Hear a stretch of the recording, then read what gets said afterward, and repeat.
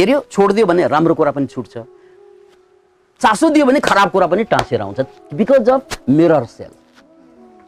के सेल र मिरर। त्यसकारण तपाईँले धेरै निहालेर केही चिजलाई हेऱ्यो भने तपाईँ सिद्धियो भनेर बुझ्नुहोस्। अब राम्रोमा पऱ्यो भने उदार भयो, फेरि यो गजबको कुरा, यसलाई आर्ट अफ अब्जर्भिङ भनिन्छ।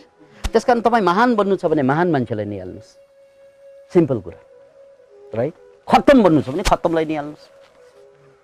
Just your love towards them, whether they are negative or positive, है, तपाईँको लभैले त्यसलाई तपाईँलाई परिवर्तन गरिदिन्छ।